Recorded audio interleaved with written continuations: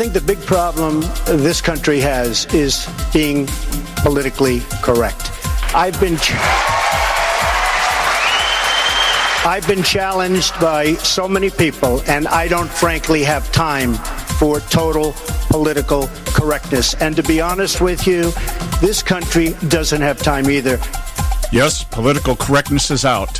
American exceptionalism is back, ready to re-empower our republic as one nation under God by restoring our unalienable rights of life, liberty, and the pursuit of happiness.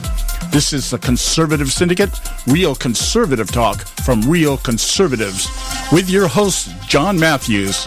The latter-day prophet, vying against the hypocrisies of our time, and Joe Hakos. You want answers! I want the truth! You can't handle the truth! The Conservative Syndicate is comprised of some of the most informed pundits and activists available today. Together we seek to tear down the imaginary wall of separation between church and state through education, information, and engagement on the religion of politics and the politics of religion. And now, your hosts of the nationally acclaimed, globally syndicated Conservative Syndicate, John Matthews and Joe Hakos.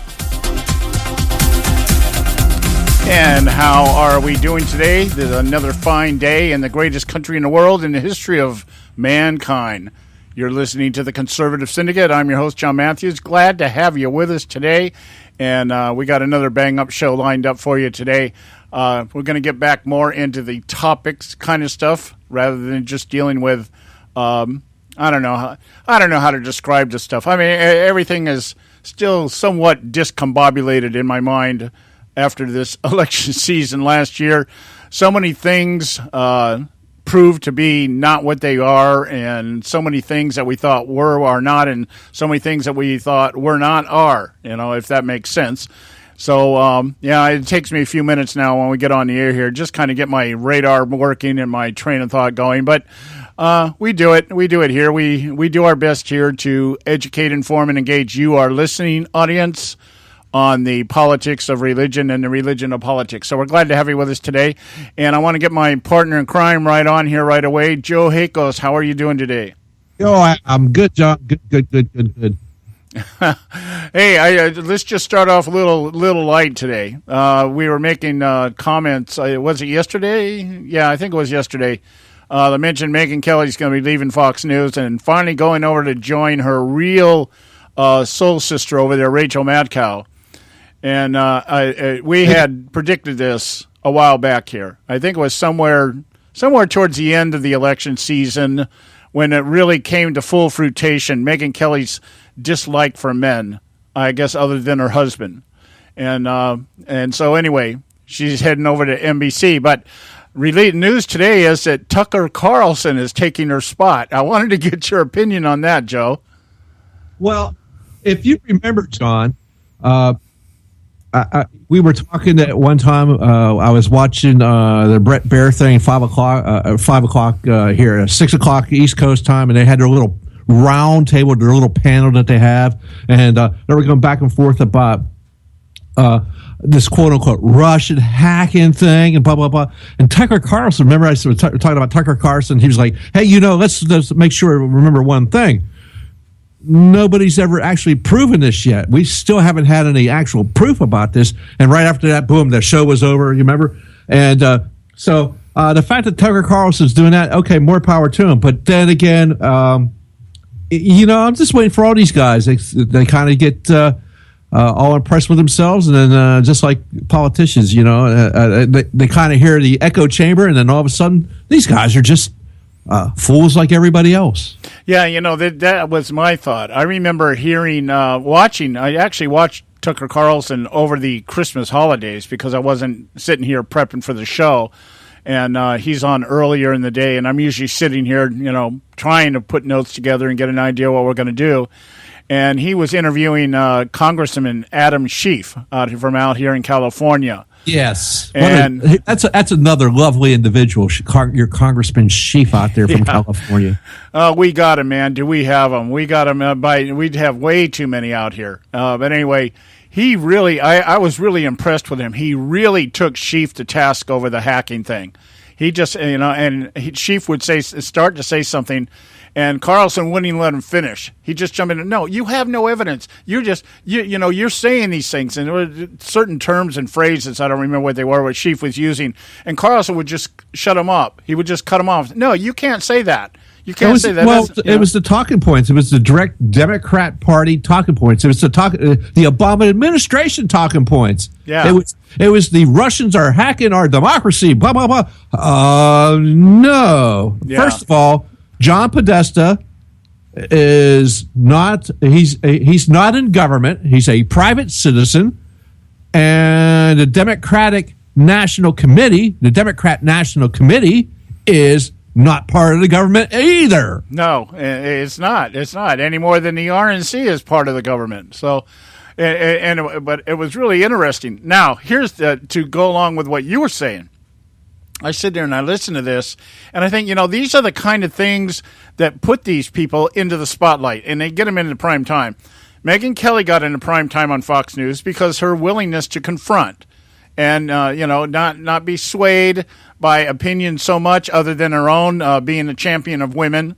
But other than that, she would come after people, and she would, she wouldn't allow herself to be swayed off the topic or the question. I remember in the early days watching her, whenever people tried to lead her someplace else with a talking point, she would always come in and say, "That's great, but let's get back to this. Let's get back to this," and and that got her into the limelight. But then once she got there, you see this evolution where they just become. Their independence becomes corralled, so to speak, and they become parrots, and they just sit there and they just every night they get it's the same. Sean Hannity is an example of it, but going the other way. Sean Hannity has his conservative talking points. I mean, and you can almost recite them. I can almost recite them. I don't listen to him every single day, but every time I've heard him, I hear him, whoever he's talking to, say something along the lines of, 45 million people on food stamps, and and he just goes down this list of won't call terrorism, and won't identify ISIS, and it's like every time he leads a question into somebody, he always prefaces it with these little list of things, and I'm thinking, God, Sean, can't you think of something else to say? Can't you be a little bit more original? That kind of thing. And I'm wondering if that's what's going to happen to Tucker Carlson. He's going to get into he's in prime time now, 7 o'clock on the East Coast. That's prime time.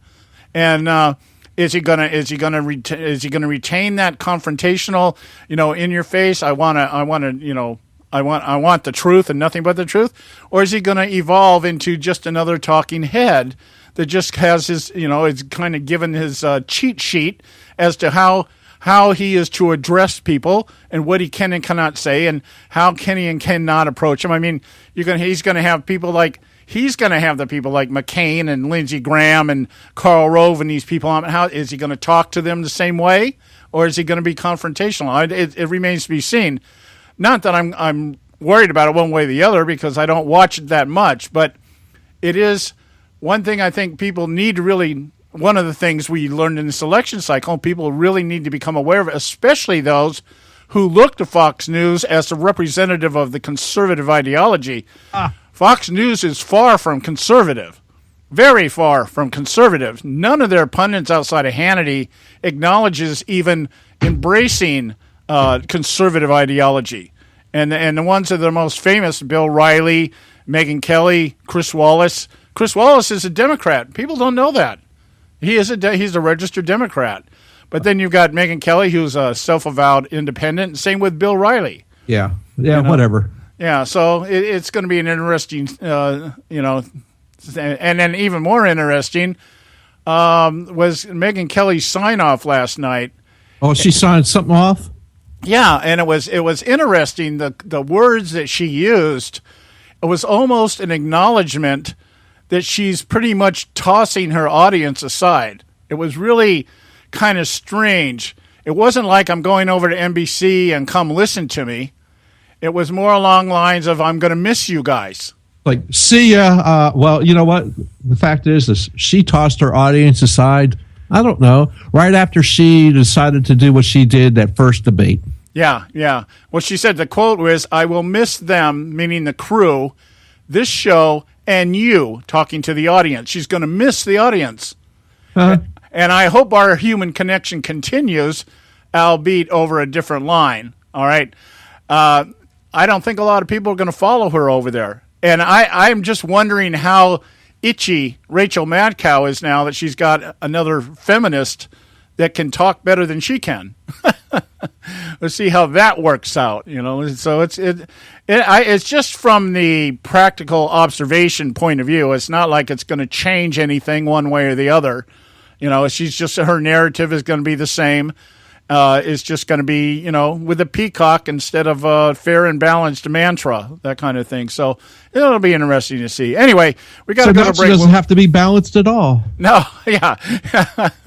Unfair and unbalanced, that kind of thing. She can be exactly how she wants to be now. Yeah, she can be whatever she wants to be. And, it remains to be seen. Not like I said, it's not like MSNBC or NBC cares about ratings. So there you go. Yeah, and like I said, she'll have a grand audience of the people that the 2 people that watch Chris Matthews and the 5 that watch Lawrence O'Donnell. That kind of thing. Anyway, we got to go to break here. We'll be back. We got some more serious stuff to talk about today. We'll be back. Stay with us right here at the Conservative Syndicate. We're not arguing. We're explaining why we're right. The Conservative Syndicate.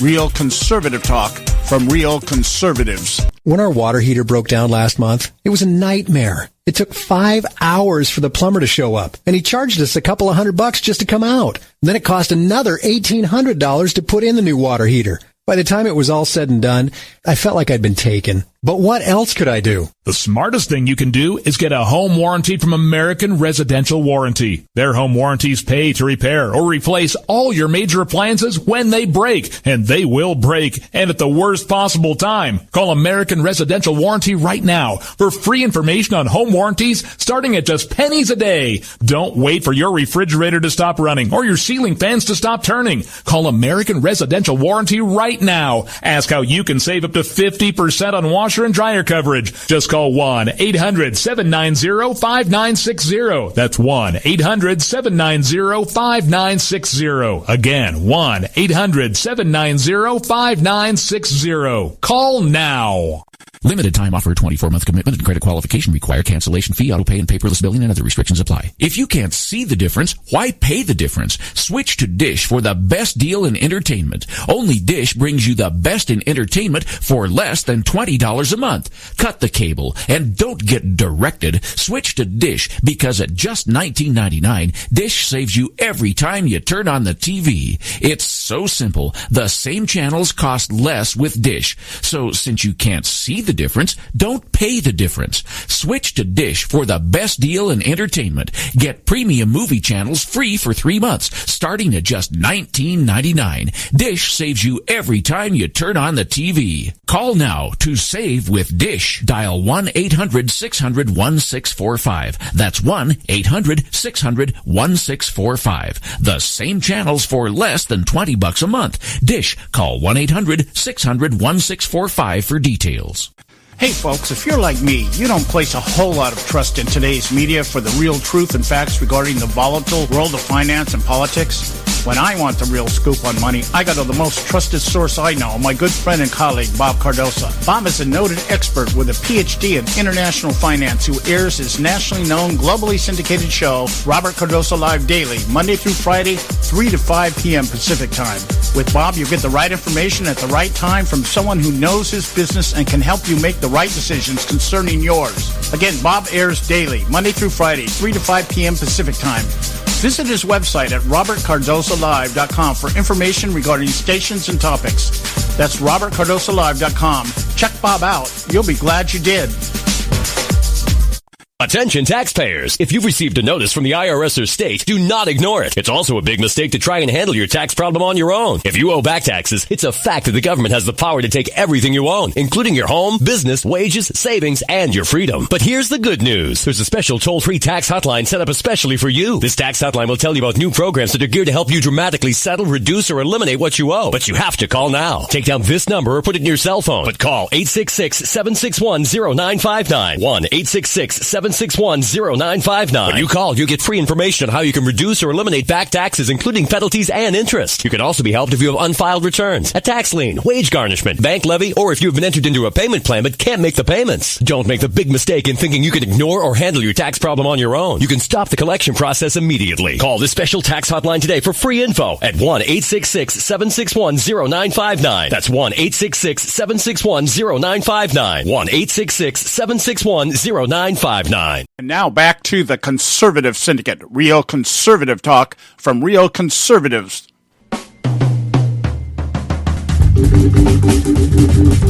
Okay, we're back. This is your host, John Matthews, along with Joe Hakos, and you are listening to the Conservative Syndicate, real conservative talk from real conservatives. One other little lofty note here while we're talking about women is the announcement today, or the fanfare, that we have 15 new women in Congress after this past election. And don't expect anything great out of the Republican Party on this. They've got 3 of them are Republicans. 3 of the 15 women elected are Republicans, but none of them are conservatives. So basically, just think Patty, what's her name? Patty Murray or Murphy? Who's the one up there in Maine? Forgot her name. Anyway.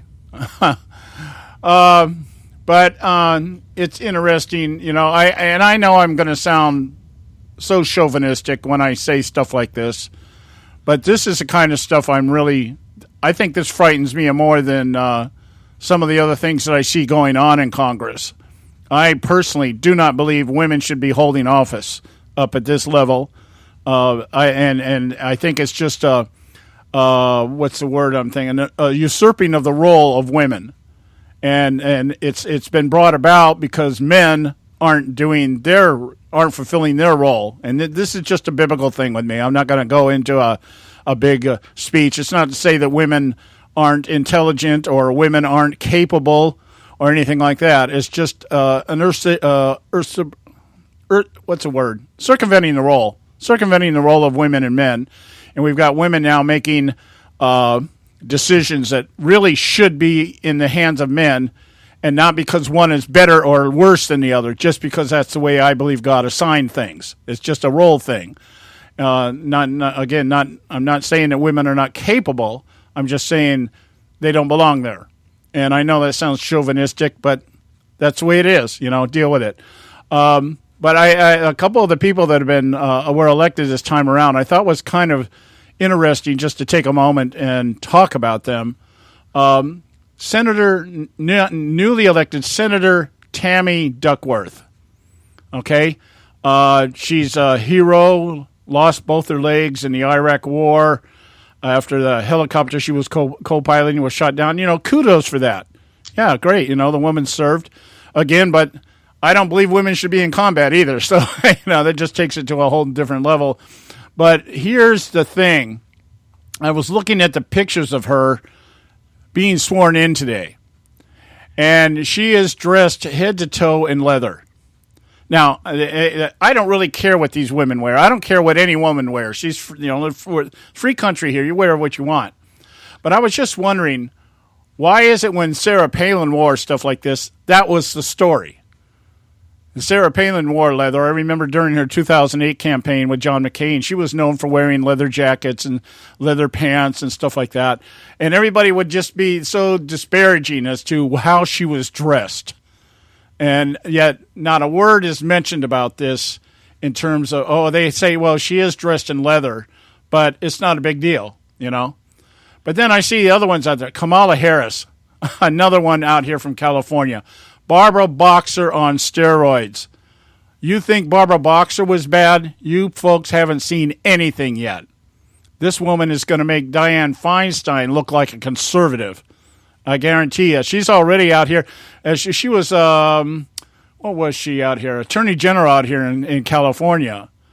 And she was trying her hardest to censor conservative speech out here, literally saying if you were talking about any opinions that dissented with the government in terms of, you know, liberal ideology, people should be actually persecuted, Sounds just like a Democrat to me. Yeah, and she, she's one of these people, climate change deniers, should be charged with criminal offenses and stuff like that. And she tried to get this legislation passed, and believe it or not, she almost pulled it off. But if it wasn't for people up there, we'd have a few diehard, real hardcore conservatives out here like Tom McClintock, people like that, who just stood up and said, okay, enough is enough. But she did win the Senate seat, okay? And so that's one you're really going to have to keep an eye on, because this woman is not going to go – she's not just going to fade into the sunset. She isn't just going to be a wallflower in the halls of Congress. This is a power-hungry lady. And first black senator, I think, woman senator, I think is what that's what her claim is going to be, okay? So, yeah, there's a couple of things going on, in terms of, the other one, Senator Cortez Masto is the one that took Harry Reid's spot in the Senate. And I saw her commercials out here. I don't know why they were advertising out here in California. But this woman her idol is Hillary Clinton. A lot of the commercials had her walking around with Hillary Clinton. And she even campaigned in Nevada as Castro Cortez Masto Clinton. It was like, yeah, me and Hillary, we're of the same cut, that kind of thing. So we've lost nothing by Harry Reid resigning or retiring. So just a lot of, I'm not going to go through the whole list, but Dick Cheney's daughter got elected, but she's a moderate. Liz Cheney, yes. Yeah, she's not anything like her father. I mean, in terms of projected ideology, Cheney tried to play like he was a conservative, but he wasn't. He's establishment, that kind of stuff. One of the things we found out. That's the thing. I can no longer look at anybody and just say conservative anymore. Now I got to think, wait a minute, am I identifying them the right way? You got to actually think about it. I don't know. I've heard Claudia Tenney, representative out of New York, who just took office the other day. I've heard her talk, and being from New York, yeah. So we'll see what happens with her. She's called Chuck Schumer to task before, but that's really hard to do. Chuck did something that's offensive to people. Go figure. So we'll have to. My thing is, we know what we're going to get from the Democrat. Mm-hmm.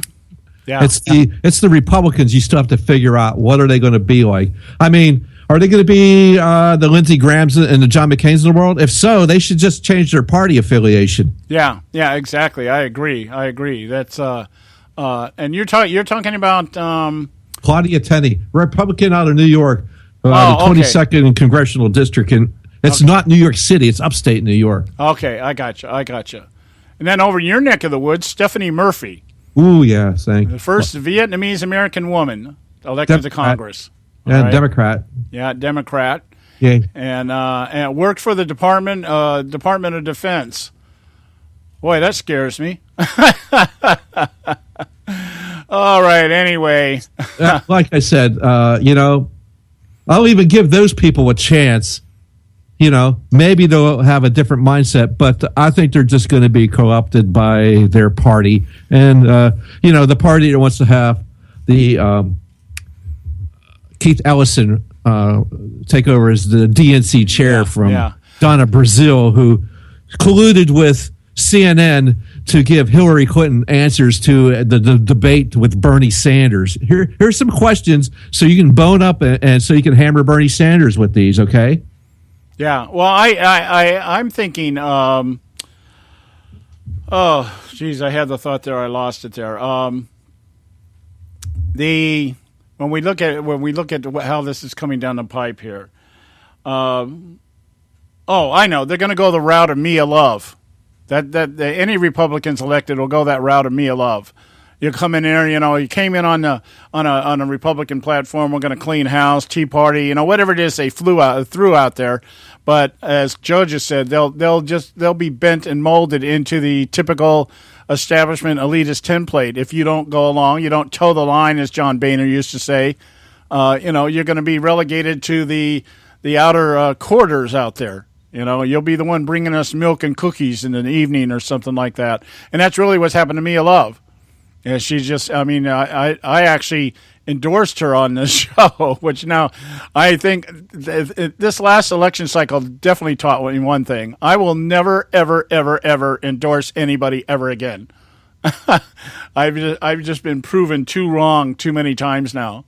And I'm just not going to go that route. Just not going to happen. Not going to happen. I see why some of the bigger guys like Levin and stuff don't endorse, because you can really look like a horse's ass when it's all over. So anyway, all right. So I just thought I'd throw that out there to you guys. Okay, what do we want to get into first here, Joe? Well, you want to get into the Clapper thing? You want to get into the Hillsdale conservative thing? Well, let's go with the Clapper thing because once we get into the Hillsdale letter, I really want to be able to spend as much time as we can on that. And the Clapper deal, I think we can pretty much knock off here in our first hour, and then we'll maybe devote the whole second hour. Well, of course, I want to get back to the Russian hacking thing, too. And let's say the Russian... How do we need to coin this the right way. We can't call it Russian hacking because it wasn't hacking to begin with. So let's call it the false narrative, the false hacking narrative or something like that, so that we can identify it properly. You have to be very careful about words these days because I find myself falling in, and I just did it. You fall into the trap of just reciting the words, knowing that what you just said isn't actually accurate. Yeah, exactly. It's not accurate. And, and I think that's part of what got Tucker Carlson his job where he's at right now is because he was able to go ahead and go against the narrative. Let's hope he doesn't fall into that trap, as we discussed before. But yeah, it's very easy to go into, it's the Russian hacking. No. And then, as this article says here, the Russian election interference. Yeah. Really? They interfere with our election? How exactly did the Russians interfere with the election? Did they stop people from going in and voting somewhere? Did they make the voting machines not work somehow? Did they change the clocks on the time on people's clocks so they didn't get up in time to go vote? How exactly did the Russians interfere with the election?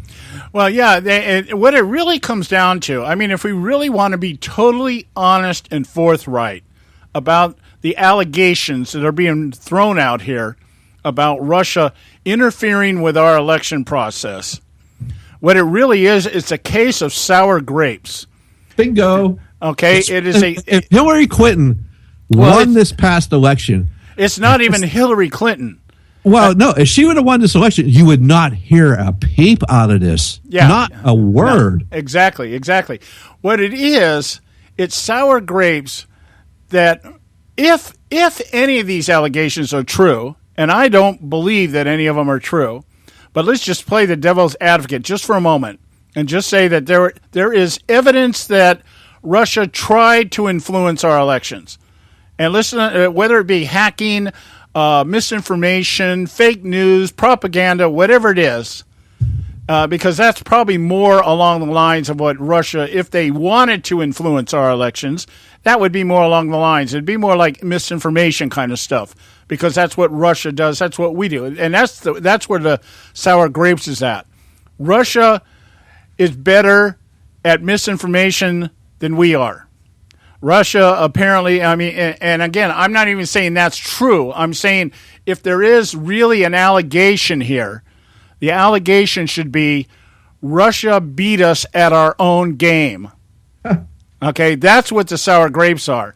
If Russia was able to influence, and I don't know how in the world, it's like the narrative. I think I mentioned this at the beginning of the week, perhaps, or maybe at the end of our last broadcast.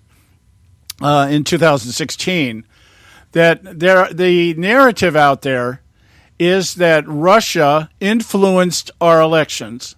Russia is responsible for Donald Trump being elected. No. And because Trump is questioning the authenticity of the charges, that means that anybody that agrees with Donald Trump thinks that Vladimir Putin is a great leader.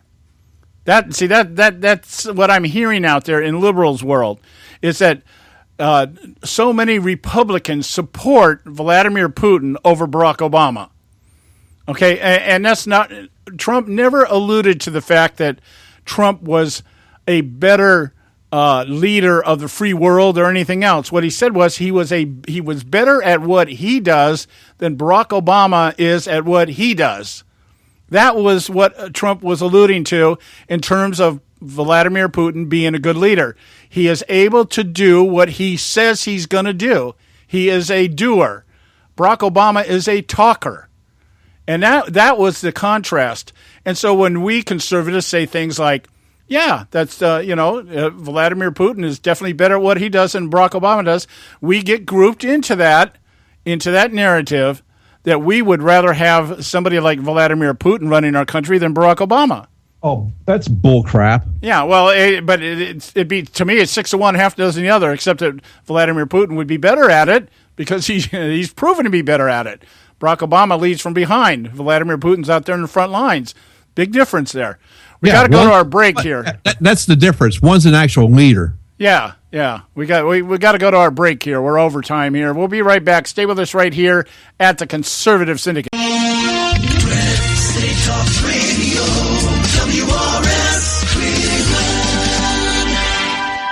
Hey, I'll make you a deal. Give me 60 seconds and I'll give you directions to the Fountain of Youth. Okay, I'm joking. Well, kind of joking. No fountains, but youth, I got Nature's Youth and their premier anti-aging product, Nature's Youth RSF. With your sensible diet and exercise plan, Nature's Youth RSF can help you look and feel better. RSF is an all-natural amino acid supplement that supports your body to naturally increase HGH levels without any synthetic hormones. And elevated HGH levels can contribute to increased energy, improved libido, reduced body fat, and improved exercise capacity. Let's be honest. Who doesn't want to look and feel younger? Visit the newly designed website at naturesyouth.com or call 800-333-6923. That's 800-333-6923 and like them on Facebook and you'll be included in contests and exclusive offers. What a deal. Oh, speaking of deals, my time's about up. 800-333-6923 or naturesyouth.com. Who needs a fountain anyway? Call today.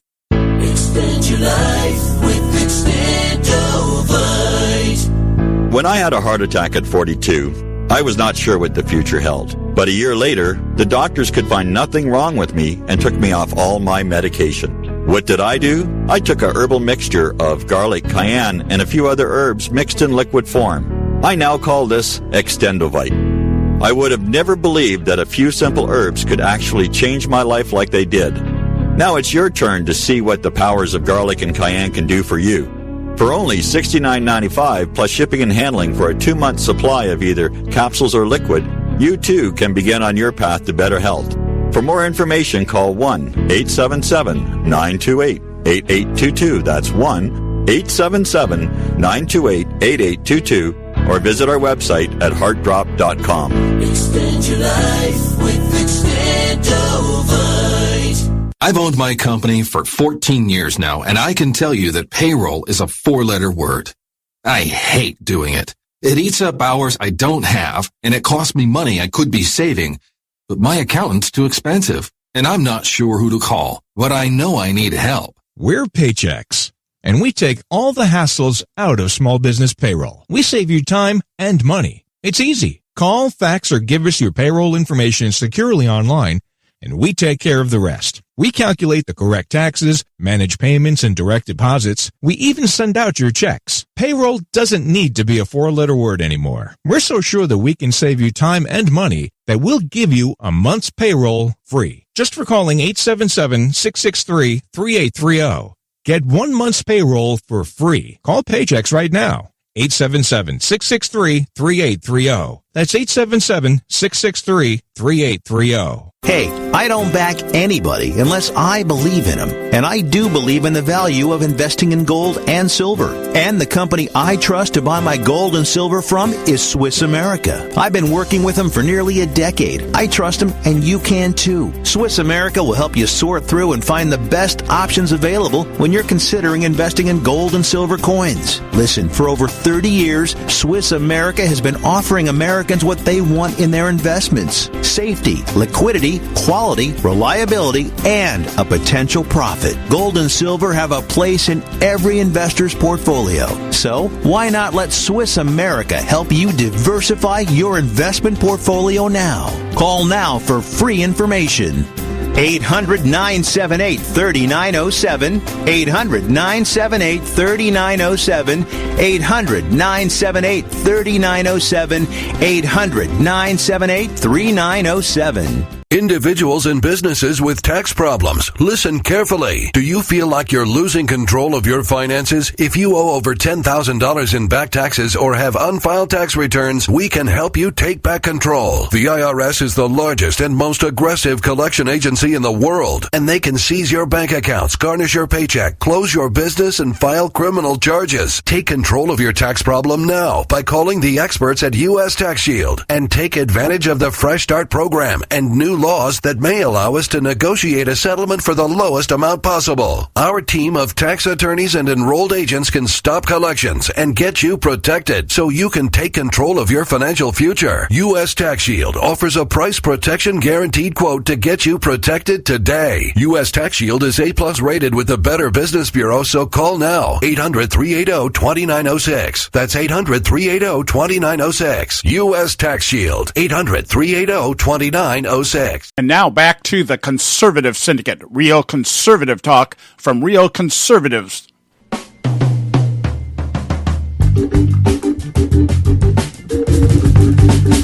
All right, hey, we're back. And this is the Conservative Syndicate. If you don't know, this is not MSNBC. I am not Megyn Kelly. And I'm not co-hosted with Tucker Carlson. I'm your host, John Matthews, along with Joe Hakos, and we're glad that you took the time to join us this afternoon.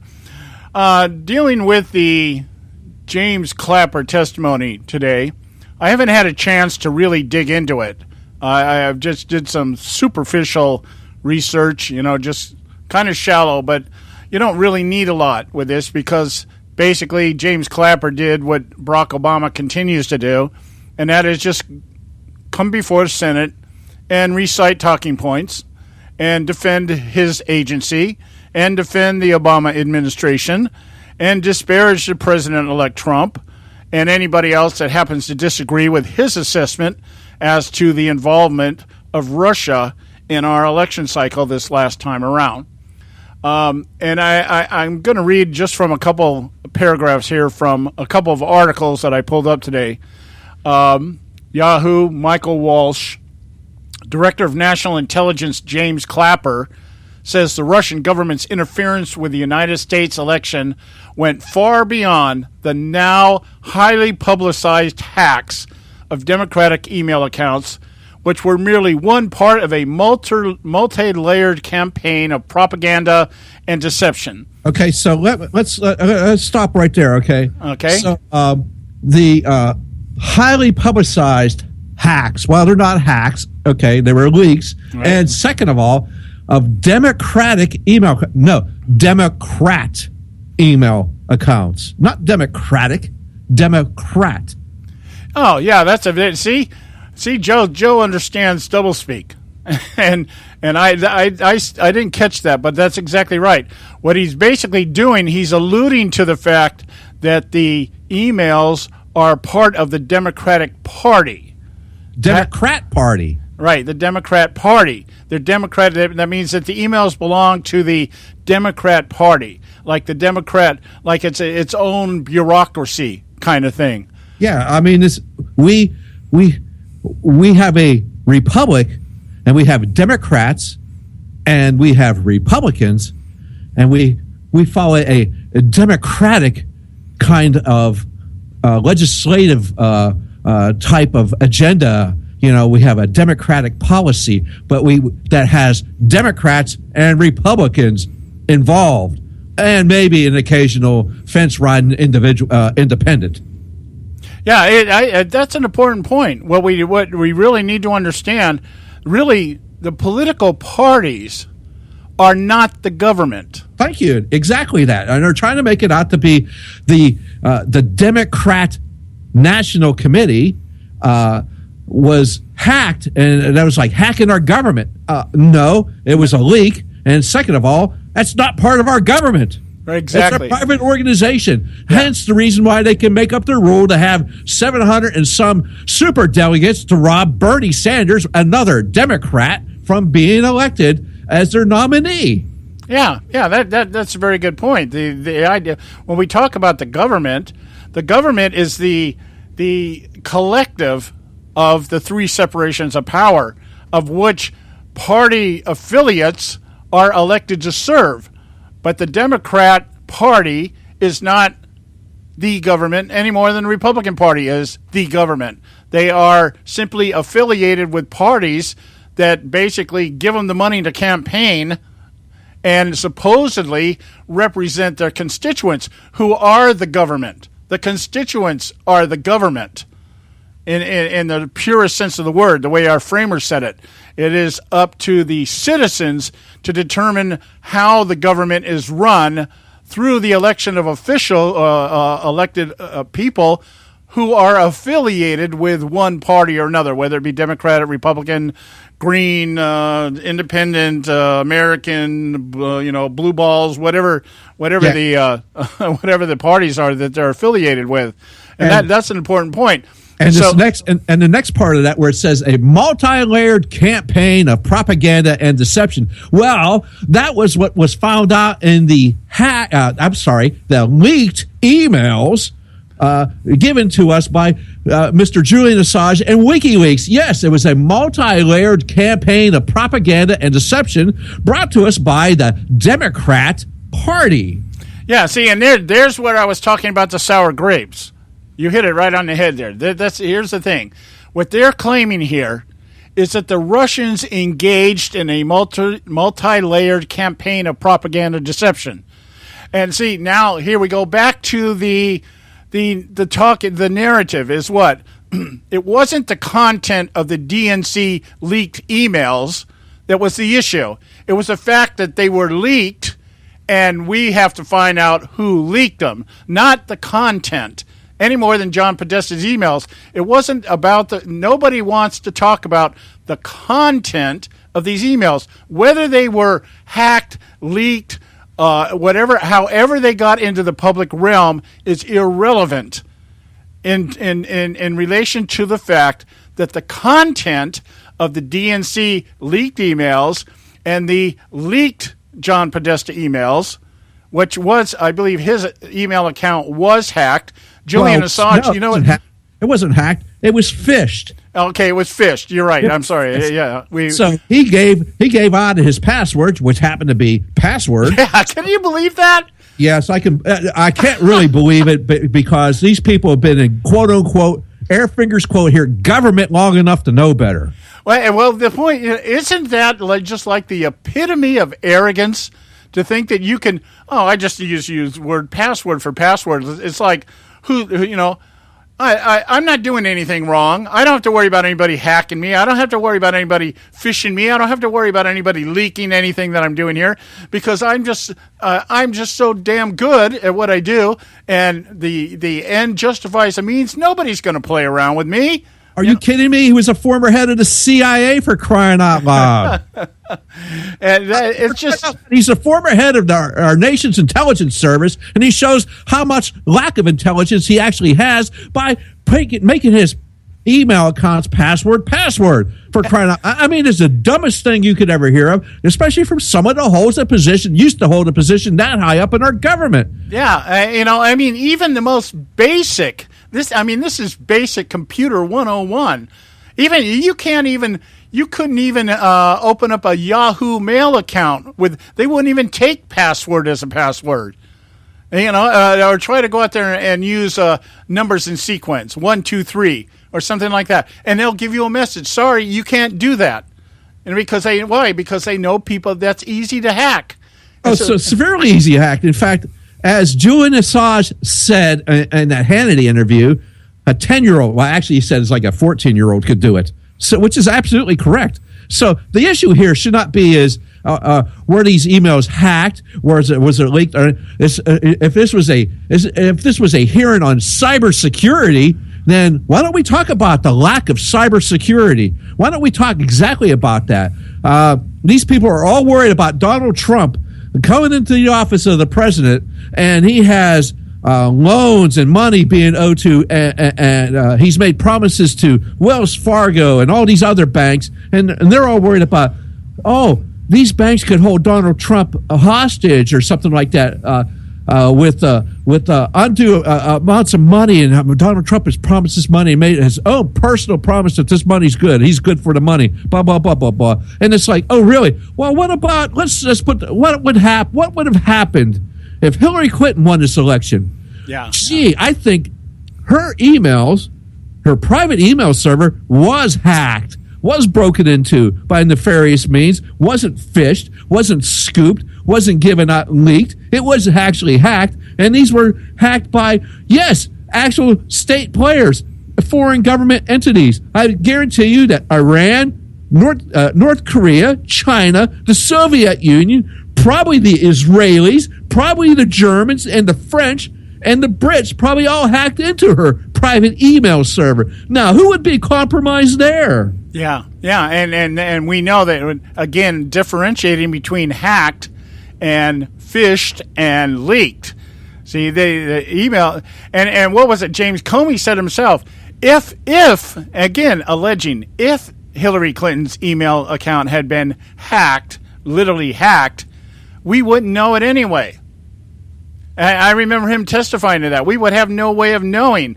And most of, you've got the security experts out there. You've got some saying, that, oh yeah, well, we found indicators that tell us that, this was a Russian entity because maybe the IP address that was traced in Russia. And so therefore it has to be a Russian, and therefore it has to be, because it's a Russian, it has to be somebody that was approved by the highest levels of the Russian government. Yes, the highest, and they asked, how about the highest levels of the Russian? Well, that would be Vladimir Putin, of course. Yeah. Oh, really? Okay, thank you so much. And it's a good thing he knows all about the Russian civics lesson, let alone, now maybe we can start with maybe some United States of America civics lesson and tell us about the three branches of government again. Yeah.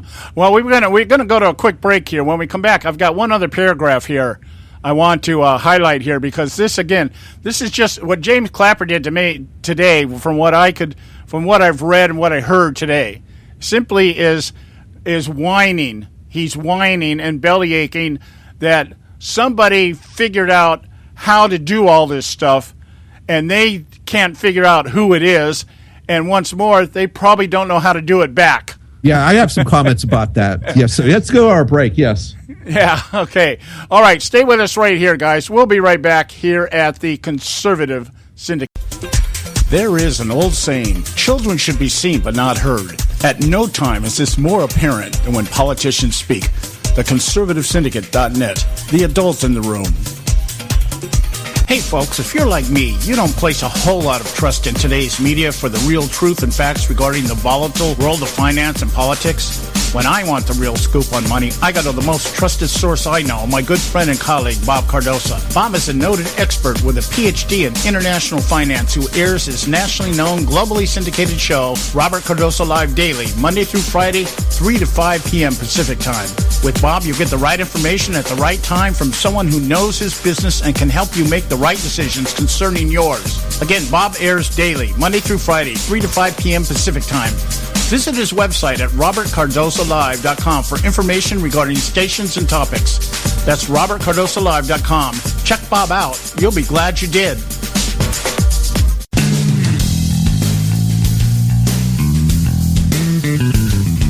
History affirms a vibrant civil society thrives on freedom of conscience, religion, and choice. Any society absent these qualities stifles individual responsibility and accountability, thus enslaving its people by denying them their potential for goodness, creativity, and altruism. To that extent, oppression, coercion, and totalitarianism are multiplied exponentially. To counter such outcomes, the American Freedom Alliance was formed. The AFA is a nonpartisan, non-aligned movement which promotes, defends, and upholds Western values and ideals. The Alliance strives to build an international coalition of citizens of the West who together promote and protect moral values, democracy, and freedom. To find out more and become part of this valuable asset in the preservation of freedom and all its rewards, contact us at AmericanFreedomAlliance.org. That's AmericanFreedomAlliance.org. Let freedom ring. And now back to the Conservative Syndicate, real conservative talk from real conservatives.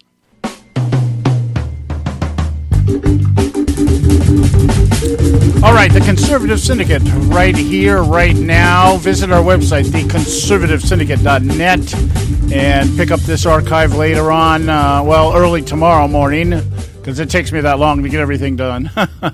And we'll be back on the air tomorrow also. 3 o'clock out here on the West Coast, 6 o'clock on the East Coast, and primetime somewhere all the time on globally syndicated and nationally acclaimed the Conservative Syndicate. Visit the website, conservativesyndicate.net, theconservativesyndicate.net.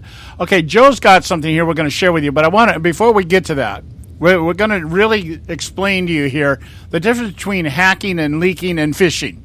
Okay, so that you'll understand the context of this whole thing. But I want to close up this one little section here on the hearing today with NSA Director James Clapper.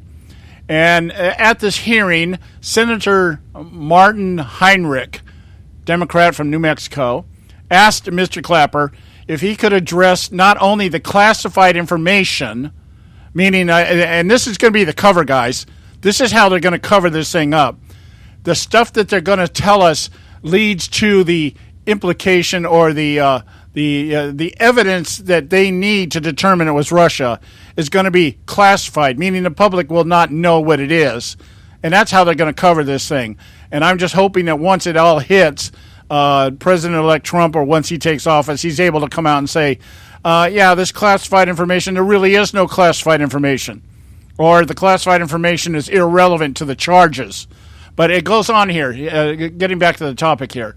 He says Martin Heinrich, Democrat from New Mexico, asked James Clapper about the relevance of publicly available information and seeing the full picture of Russia's activities. Remember, Clapper is saying it's not just the quote-unquote hacking that we have to deal with. It's the big picture. It's the entire campaign of Russia to undermine our electoral system and government. He says, while there has been a lot of focus on the hacking, this is actually part of a multifaceted campaign that the Russians mounted. That's James Clapper telling the committee. Now, check this out. Clapper pointed to the Kremlin-funded TV channel RT, previously called Russia Today. Of course, RT, which is heavily supported, funded by the Russian government, was very, very active in promoting a particular point of view, disparaging our system. So what? Think about that. So what? So Russia put propaganda on their TV channels about what a bad country America is. That's been going on since what? Stalin? well before that. Okay, and maybe even before that. But I mean, with Stalin is when, or Lenin, maybe when Lenin was in power, that kind of thing. He said Russia would exploit any crack in the United States' integrity. The crack we're talking about, a clismatic abyss, not a crack, such as the nation's alleged hypocrisy about human rights through social media, fake news, propaganda, and so on. Hey, what's the big deal there? Really, what is the big deal that Russia is using the same media that Barack Obama has been using for the better part of 12 to 14 years to get his lying, cheating, deceiving message out there? And this is where the sour grapes comes in at. You guys are pissed off that you got one-upped, if indeed that really even happened. Yep, absolutely. I don't think they got one up. They just want to deflect. Want to deflect. And you notice no one's talking about Hillary Clinton's private email server anymore. Yeah, well, let's get to the article. Joe, pop this up here. Here's a really good example of the difference between hacking, phishing, and leaking. And this goes back to 2015. Remember, Barack Obama first said back in 2015 that he was the one that revealed that there had been a legitimate hack of Washington computer systems. Go for it, Joe. Yeah, back in July 2015, and I'm reading from the New York Times, okay, the source of news everywhere, according to them, anyhow, okay? Hacking of government computers exposed 21.5 million people. Okay, 21.5 million. The Obama administration on that Thursday revealed that 21.5 million people were swept up in a colossal breach of government computer systems, what was far more damaging than initially thought, resulting in the theft of a vast trove of personal information, including Social Security numbers and some fingerprints, as well as SF-86 forms, which is your security clearance paperwork, which, if you have any idea about security clearance paperwork, has everything from birth to death on it from you, including family, friends, and addresses, phone numbers, where you worked, et cetera, et cetera, et cetera. All that was hacked in 2015, and you heard nothing about it because, and what was their solution to it? They gave you credit monitoring, free credit monitoring for a couple years. Blah, blah, blah, blah. Isn't that wonderful? Yeah. So where was the government then? How come they knew about it then? There's some hacking. Did they take care of this cybersecurity problem? Hell no, they didn't take care of it. This government, this administration does not care about it. The only reason why they're whining about it now is because they lost an election and they're deflecting from what's actually happening, which is Hillary Clinton lost because she's corrupt. The Democratic Party is corrupt. Barack Obama is corrupt. There's another aspect of this I want to spit out here while we're talking about this. We know, I mean, it's really simple to surmise here that the reason Barack Obama didn't want more made of this in the public arena is because it would make him look bad. Okay, it would make it would make him look bad. Which proves my point. He's corrupt. Okay, or he's inept. Okay, either one. Okay, but on the same note, we also need to understand that nobody in the Republican Party did anything about this either. Yeah, exactly. Thank you. Where was the government then? Remember times I said last year, our government is not keeping us safe. No. Now, line that up with John McCain's assertion today with James Clapper that these actions by the Russians is the equivalent of an act of war. Oh, yes.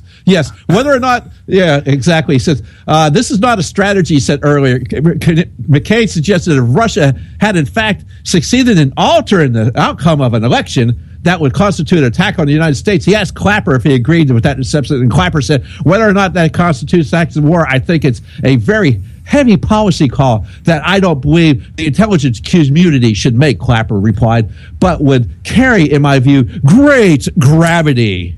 Well, listen, if that's the case, if interfering in an election is an act of war, then Barack Obama committed an act of war in Israel. Yes, absolutely, because he sent his people over there using State Department funds to try to defeat Benjamin Netanyahu in his last election. Right. He sent his campaign manager, Jim Messina, and the equivalent of about $350,000 of American money, American taxpayer money, to unseat Benjamin Netanyahu. Now, if it's an act of war for Russia to do something like that to us, again, allegations only, yes, then it was certainly an act of war that Barack Obama did it to Israel with documented proof. With the words here, if Russia had in fact succeeded. If Russia had in fact succeeded. If. Yep. Okay, guys, we got to go to a break here. Time for the Edwards Notebook, Pay Some Bills. We'll be back. Stay. It has been said that 'tis the season to be jolly, but someone should tell that to the Walmart Grinch in Medina, Ohio. Hello, I'm Ron Edwards. On today's page from the Edwards Notebook, it used to be that the world was a nicer place during the Christmas season, but the negative anti-Christmas attitude of PC progressivism has permeated almost every segment of society, including the warped minds of certain department store managers like the one at the Medina, Ohio Walmart outside of Cleveland. The Walmart Grinch forced 2 U.S. Marines to stand outside in the cold, whether rain or shine, because suddenly it was concluded that the policy would not allow them to remain inside to collect toys for tots, which raises money for Christmas gifts for children. The corporate bigwigs at Walmart are looking into it. This is a cut and dry case of a know-it-all bigoted progressive seeking to disrupt or stop what has been allowed for many years simply to raise money and collect toys for tots. Such bigoted behavior should not be tolerated one bit. For those who don't like Christmas, you have a right to your opinion, but you don't have a right to muck it up for the rest of us who appreciate Christmas and the Marines who seek to help bring about joy for American children who might otherwise not receive a gift for Christmas. I'm Ron Edwards.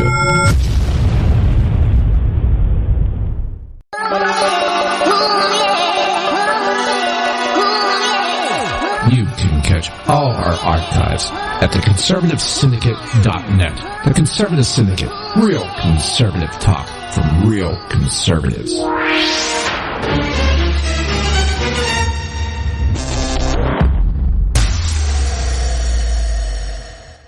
Prices are for base buildings only. May not be available in some areas. Attention business owners, do you want a stimulus package that really works? Before you spend thousands of dollars more than you should on your next building project, listen to this. General Steel has a stimulus package designed to help you save as much as half the cost of conventional construction on your next building. As much as half. That's right, General Steel can save you thousands of dollars with a pre-engineered steel building designed for your business or church. How about a 50 by 100 foot building for under $30,000? So don't pay thousands more than you should without calling General Steel first and save as much as half the cost and time of conventional construction. With the projected demand for steel in Japan and China, prices may be skyrocketing. 877-927-3360. 877-927-3360. 877-927-3360. Term life insurance. It can be a powerful way to protect your assets and your family. You work hard to earn and save your money to build a nest egg for the future. Don't let it get wiped out because you didn't plan ahead. Take the time now and make a small investment in $500,000 or more in quality term life insurance. Call the Term Lifeline and let us shop the best companies to give you the lowest rates. We specialize in policies of $500,000 and above. Ask about some of our 10 and 20-year fixed rate plans with guaranteed rates. Call the Term Lifeline right now for your free insurance quote. 800-870-3609. 800-870-3609. You owe it to yourself to protect your family and your assets. Make term life insurance part of that plan. Call the Term Lifeline right now. 800-870-3609. 800-870-3609. Hey folks, if you're like me, you don't place a whole lot of trust in today's media for the real truth and facts regarding the volatile world of finance and politics. When I want the real scoop on money, I go to the most trusted source I know, my good friend and colleague, Bob Cardoso. Bob is a noted expert with a PhD in international finance who airs his nationally known, globally syndicated show, Robert Cardoso Live Daily, Monday through Friday, 3 to 5 p.m. Pacific Time. With Bob, you get the right information at the right time from someone who knows his business and can help you make the right decisions concerning yours. Again, Bob airs daily, Monday through Friday, 3 to 5 p.m. Pacific Time. Visit his website at robertcardosolive.com for information regarding stations and topics. That's robertcardosolive.com. Check Bob out. You'll be glad you did.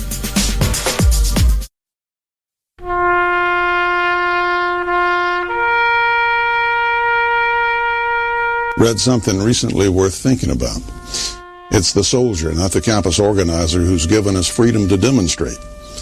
It's the soldier, not the reporter, who's given us freedom of the press. It's the soldier, not the poet, who's given us freedom of speech. It's the soldier who serves under the flag, who defends the protesters' right to burn the flag.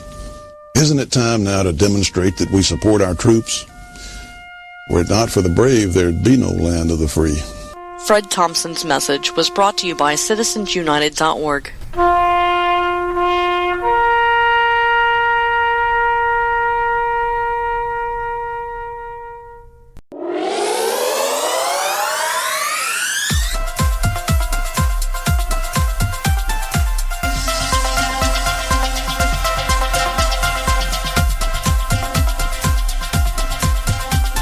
I think the big problem this country has is being politically correct.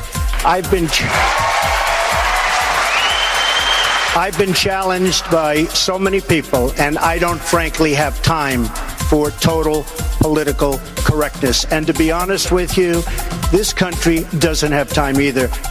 Yes, political correctness is out. American exceptionalism is back, ready to re-empower our republic as one nation under God by restoring our unalienable rights of life, liberty, and the pursuit of happiness. This is the Conservative Syndicate, real conservative talk from real conservatives, with your host, John Matthews. The latter-day prophet. Vying against the hypocrisies of our time. And Joe Hakos. You want answers! I want the truth! You can't handle the truth! The Conservative Syndicate is comprised of some of the most informed pundits and activists available today. Together we seek to tear down the imaginary wall of separation between church and state through education, information, and engagement on the religion of politics and the politics of religion. And now, your hosts of the nationally acclaimed, globally syndicated Conservative Syndicate, John Matthews and Joe Hakos. All right, we're back. Hour 2 right here at the Conservative Syndicate. Real conservative talk from real conservatives. I'm your host, John Matthews, along with Joe Hakos. We were talking the first hour about this hacking situation, real hacking, documented hacking, apparently by China, into the databank field, the databank. So let's just call it that. I guess that's what it is. At the Office of Personnel Management. And, I'm a little bit concerned about that because my records are sitting out there in the Office of Personnel Management. Yeah, so are mine. Okay. Background checks and everything else. But there's a couple paragraphs in this article here. And I really did, I just, as I was reading and rereading this during the break here, there's some real gold nuggets here that people, if you really pay attention to what's being said and how it was being reported and everything else, really gold nuggets. Joe had mentioned the fact that the OPM is offering credit monitoring to those who are hacked, as if that was the issue or that was a reason why these files were hacked. Yeah, the thing is that's the equivalent of giving you a battery for your smoke detector after your house burns down. Yeah, well, the point being is that if you're going after data information and stuff like that, there's a lot easier things like Yahoo mail accounts or credit card accounts. Password. Yeah, credit card accounts and stuff like that. To go after government data banks is a completely different animal and has to have a completely different motivation here. But I want to just dig into this because there's a couple of things that were said after. We're talking about motivation. Remember this, John. The CIA, this was so bad that the CIA had to turn out and actually had to bring people in from the field because that this information was that vast that their lives were in danger if they were left out in the field in other nations out there. Oh, because yeah. people were out, in China, they were out in other nations, wherever they were at, and if they were found out, they would be in danger. Yeah. You got to remember that in this data bank would have been people in the CIA, FBI, people in government, in military, that are especially civil service. That's what triggered it with me. I was in the Department of Defense. So anyway, let me get to the points of this here. Catherine Archuleta, who was the director of Office of Personnel Management. Of course, everybody called for her head like it was her fault. Okay, this is standard operating procedure in the government. In fact, I know Joe can verify this because that's his job where he's at. It's this constant behind the times with updating computer systems. The government is nefarious for never being up to date on anything in terms of upgrades, the latest software, the latest virus protections and everything else. They're always ages behind the rest of the world.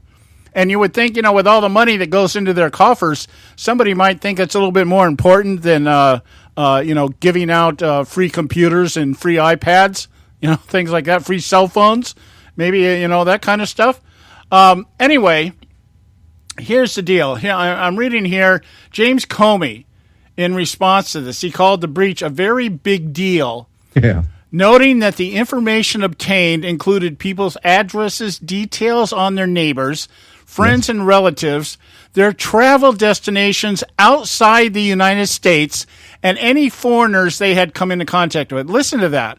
Friends and relatives, their travel destinations outside the United States, and any foreigners they had come into contact with. So we have a great way of tracking what American citizens are doing, but we have no way of telling where Syrian refugees are coming from. Think about that. Just think about that for a minute. And you wonder why we have no-fly lists? You want to know where the information goes? It comes from the no-fly list, the domestic terrorists known as citizens who oppose the Obama administration. That's where it comes from. There's background checks being made on American citizens, and apparently a lot of information is gathered, but we can't tell who's coming in here from the Middle East or from the southern borders or from Canada, for that matter, for crying out loud. We got Michael Moore in the country. So this whole, okay, it says here that it's a treasure trove of information about everybody who has worked for, tried to work for, or who has worked for, tried to work for, or works for the United States government. Mr. Comey said, just imagine you are an intelligence service and you had this data, how useful it would be. See, this isn't about identity theft for the purpose of using your credit information to get to buy a car or tires for your car or whatever. This is actual intelligence agencies hacking for the purpose of what? Finding out information on who's working for the government undercover, who's working for the government that we might be able to bribe. Well, or you can put pressure on family members or friends that you may have known, or people that you know in other countries that you visited, and now the U.S. government has no jurisdiction over there, and now these people pressure can be brought to bear on them to do other things that they might not want to do. Yeah, my last parting shot here. They found the breach when they were trying to update their systems. And it just tells you you really got to understand this. I could go on for hours about my experience in civil service, Department of Defense, with outdated, non-existent computer systems. I mean, it's just amazing. And Joe, you do the same thing. You update and you upgrade from where you work at, right? Yeah. It's basically yes, every day, and yes. Okay. Let's leave it at that. One last thing with this article from the New York Times from July of 2015. Yeah. So we don't. I don't want to put a red circle on Joe's back with all these Russian hackers out there. So anyway, time for Moments of Madness, guys. We'll be back in just a moment. Stay with us right here at the Conservative Syndicate. We got more here. Today on Moments of Madness.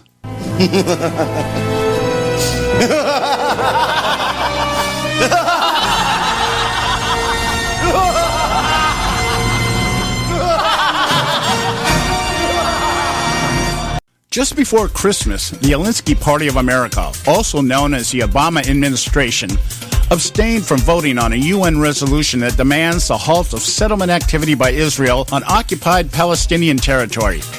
This move by the U.S. was unprecedented in that the U.S. has abstained less than 24 times on 226 UN resolutions against Israel since 1948. Those choices to abstain were all resolutions condemning Israel for acts of defense. This resolution was put forward at the 15-member council by New Zealand, Malaysia, Venezuela, and Senegal, a day after Egypt withdrew their support under pressure from Israel and U.S. President-elect Donald Trump. Israel and Trump had called on the U.S. to veto the measure. The resolution was adopted with 14 votes in favor to a resounding round of applause. It is the first resolution the Security Council has adopted on Israel and the Palestinians in nearly 8 years. The international community has told the people of Israel that the way to security and peace is not going to be done through occupation, but rather through peace, ending the occupation, and establishing a Palestinian state to live side by side with the state of Israel on the 1967 line, Palestinian negotiator Saeb Erekat told Reuters news agency. Outraged by conservatives as well as GOP neocons like John McCain and Lindsey Graham were incessantly predictable. The question now being asked, if only rhetorically by the media, is Why would Obama do this? And why would he do this now, given his lame duck status amid an incoming Trump administration that will surely undo this as quickly as it was passed? The answer to this and other questions regarding Obama's scorched earth maneuvers in his last days is actually found among another brewing controversy, this one involving Russia. Here's the madness. In June 2016, Nancy Pelosi trots out the Russian hacking theory now being reported as fact after the DNC is hacked along with the State Department. The DNC emails are leaked and show a conspiracy to make sure Hillary wins the nomination. At that time, everyone claims no one knows for sure, but they think it might be Russia, hence Pelosi's preliminary damage control effort. Little attention is paid to the content of the emails, but rather the alleged source. Then a month before the election, WikiLeaks trots out John Podesta's emails, showing within the Clinton campaign not only conspiracy to make sure Hillary wins, but collusion with the media, including how to manipulate polls, corruption with donors, and even racism, needy Latinos, and a Catholic church spring to change church doctrine. Again, no one has evidence Russia is behind this, only speculation. And again, the content of the leaked emails are secondary to the narrative being advanced Russia is up to no good, and now Trump may be part of it. Then the election comes. Hillary loses. All of a sudden, Obama says he knew of Russian interference in 2015, but chose to remain silent because he figured Hillary would win anyway, so why give ammunition to us right-wing fanatics? In fact, Obama says he has known of Russian interference since 2009. The proper term is spying, by the way, the same thing we do to them. Obama chose to remain silent then also. All of a sudden, everyone agrees it has to be the Russians. Still no evidence, just assessment and speculation. Jay Johnson of the DHS, along with Director James Clapper of the NSA, speaking on behalf of his and 16 other intelligence agencies, concur by assessment they believe it is Russia. Not one soul from these other agencies is asked to concur with Johnson and Clapper's claim by the media. The CIA and eventually the FBI reconcile their different assessments and validate the narrative. Apparently, FBI Director James Comey owes one to Obama for costing Hillary the election. Not Hillary, Obama. Security experts hired by the DNC, along with college professors, claim the hacking shows similarities to earlier hacking procedures by Russians, while other experts say the Russians, if guilty, would employ tactics that were untraceable. Calls for evidence remain unanswered, but speculation becomes fact because everyone thinks it's the Russians. Joining the cadence are neocons John McCain and Lindsey Graham, again as predictable as they are moronic. House Speaker Paul Ryan agrees since he has to deal with these neocons who are establishment icons. Under immense pressure to produce evidence, Obama demands a report be submitted to him before he leaves office. Meanwhile, Obama puts sanctions on Russia and pulls diplomats out of their capital. Now with the report in hand, amazingly it only took less than 3 weeks, Obama says he has his evidence. And where does it come from? Obama's own people at the DHS. The same DHS that swore the integrity of the elections could not be compromised when they thought Hillary would win and Trump might contest the results. The only real evidence before us is a fabricated narrative designed to deflect blame off of Obama's failed policies and agenda, including his attempts to undermine Israel. It's not even about Hillary. The evidence indicts Obama's tenure, a loss of a total of 1,042 seats across 50 states once held by Democrats are now held by Republicans and other parties. 60 seats lost in the House and the Senate. Democrats now hold only 12 governorships, all in states that are facing bankruptcy in major urban centers. What should be asked by the media is why, with all the failures of Obama, would Putin want Trump when Hillary would better serve his game? Think about that. An even more relevant question is, so what if Russia did it? What does Russia have to do with the UN resolution against Israel? Well, we could ask the question, where is the outrage regarding Obama interfering in the election process in Israel? Something that has been documented. Obama injected $350,000 in cash and dispatched his former campaign chair, Jim Messina, to work to displace Netanyahu. If we want to know the answer to both the reasoning behind the UN resolution and why the hacking issue is of such importance, we need to lay both these issues side by side. Obama never does anything for one simple reason. It is always about his agenda, his image, and his plan to fundamentally transform the United States of America. But my guess, the media will never expose Obama before the return of Jesus or the producing of evidence that supports his claim Vladimir Putin elected Donald Trump, not his failed efforts as America's most famous community organizer. This is John Matthews for Moments of Madness.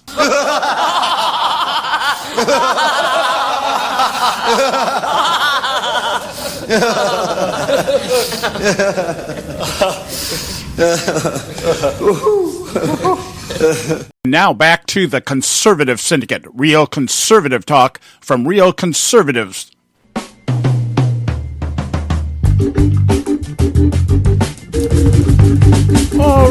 All right, we're back. The Conservative Syndicate, real conservative talk from real conservatives. I'm your host, John Matthews, along with Joe Hakos. And just one last note here, just one last comment here on this hacking issue here. And I'm talking about the China hacking the Office of Personnel Management. I'm not talking about the leaks at the DNC or the phishing of John Podesta's emails. We're talking about an actual hack, documented, and they know the source. They know where it came down from. So, and we were talking about the systems. And like I said, a personal thing with me, having worked in the Department of Defense and knowing, I actually worked with the records division when I first started as a dispersing clerk. There was no computerized dispersing system. And this is back in 1984, and now I was actually part of the project that worked on. I tested. I was the tester. They'd send me the software. I'd work it, and then I'd send back. Well, it does this, and it doesn't do that, and we wish it did this. That kind of thing. Anyway, the point being is that in this article that we're reading here from the New York Times back in July of 2015. The article goes on to tell us that the Office of Personnel Management had been told for the better part of 2 decades that their system was not up to snuff.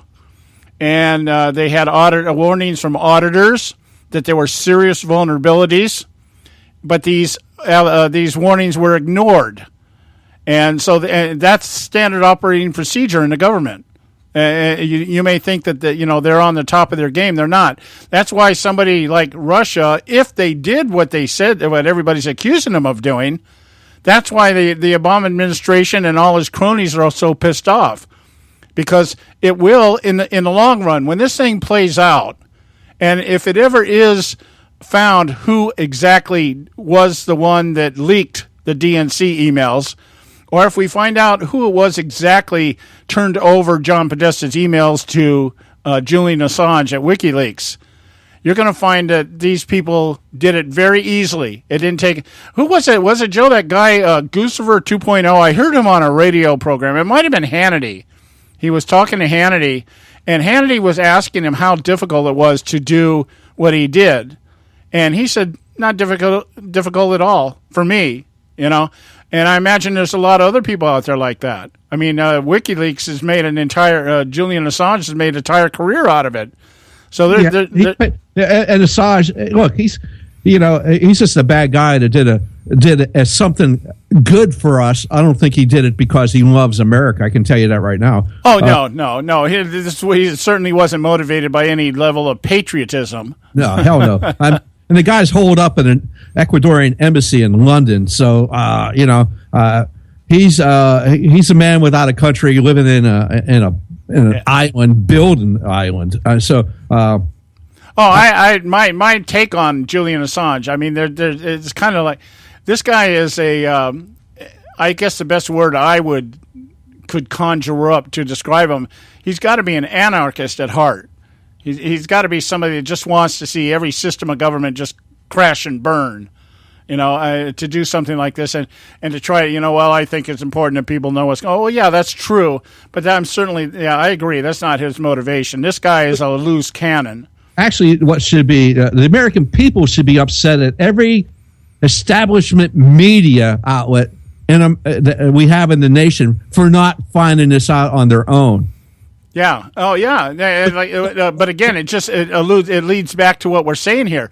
Apparently, our government is so behind the times on issues like this that it only stands to reason that other people who are way ahead of the curve are going to be able to do this to us. Yeah. And So that's the real point on this. What should be when in 14 days, 16 hours, and 35 minutes when Donald Trump takes office, that should be what's found out. We should actually have a real effort to increase our cybersecurity posture in this nation. Yeah, and one of the ways we can do that, one of the ways that we can do this, actually, this is very, I think, intuitive of what we talk about as conservatives.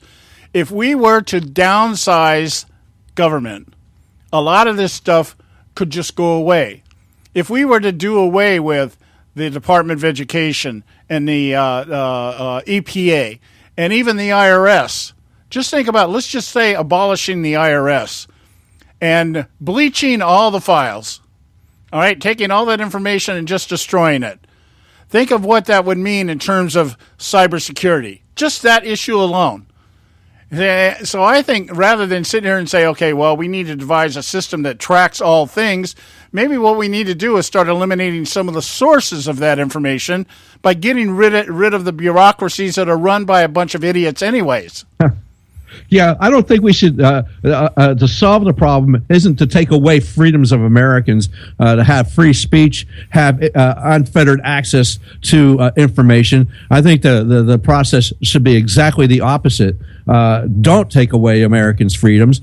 Unfettered access to information should be allowed to handle. The government should get out of the internet. As far as controlling the internet, as we've talked about with the FCC, open internet. They want open internet and open borders, which means everything's going to be controlled by the government, which we know better. We know these people can't do this. They can't do this, and it's just a matter of are they actually going to do it? This has been going on for way too long, and now they're all upset about it. And they're only upset about it because, well, Barack Obama's legacy is in danger. Right. Hillary Clinton's losing the election put Barack Obama's legacy in danger. It wasn't whether Hillary Clinton would have been a better leader or anything else. It's that her losing endangered his legacy.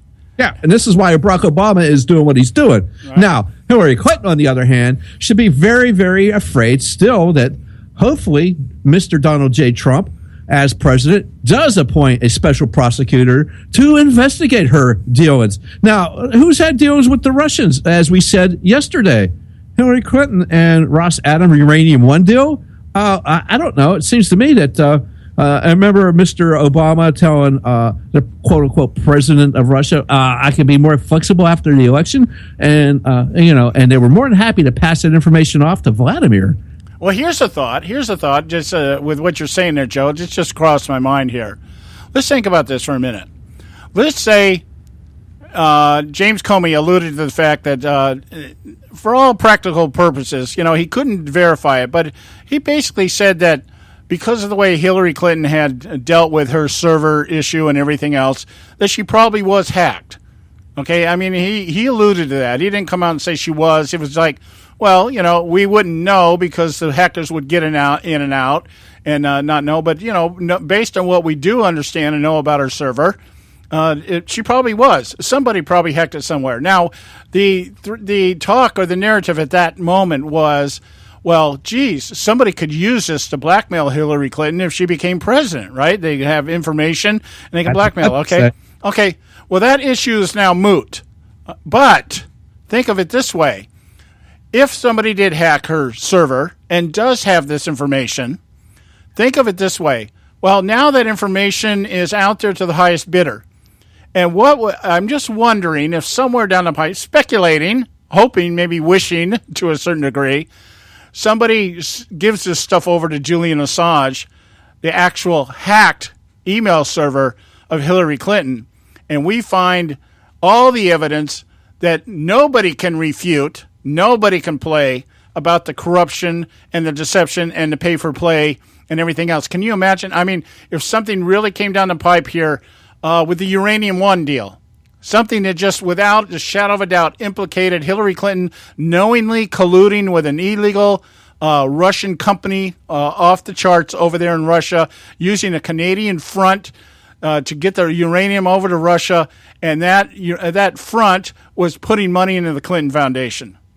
I mean, Hillary Clinton really, at this point, if she had an ounce of brains, which she doesn't, but if she did, somebody in her camp should be really worried about the fact that that information just may be sitting out there, and now that they can't use it to blackmail the president, they might be able to use it, sell it to the highest bidder, to leak, just like they would John Podesta's emails. That's quite plausible. As I said before, she was compromised. There's no way she should be allowed to hold the highest office in the land. In fact, she should be in prison. Yeah, well, I agree there. But let's see what happens here a couple of months down the line or a year down the line. With that information, somebody's holding on to it. Now it's completely useless because they can't blackmail her because she's not holding office. But I don't believe it's completely useless. I think they can still use it to circumvent U.S. policies that might be out in play. But then again, if Mr. Trump holds true to his the way he has been, his outside the box thinking, that might circumvent some of that, because we understand what was going to happen with the establishment minded, those people that have been in the system for so damn long. They only do things in a certain way, and you can tell how their next moves are going to be. Now that might not play out now. Yeah, well, yeah, you're right. Absolutely right. Hey, we're at the bottom of the hour here. We got to go a break. We'll be right back. Pay some bills. Stay with us right here at the Conservative Syndicate.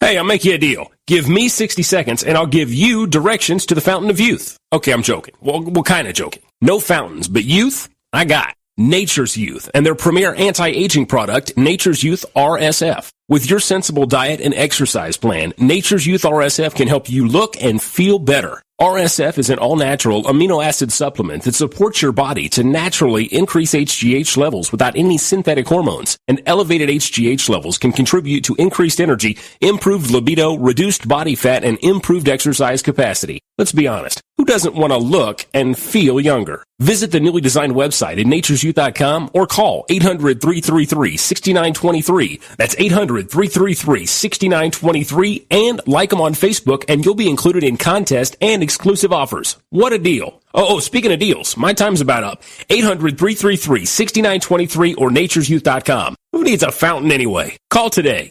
Extend your life with Extendovite.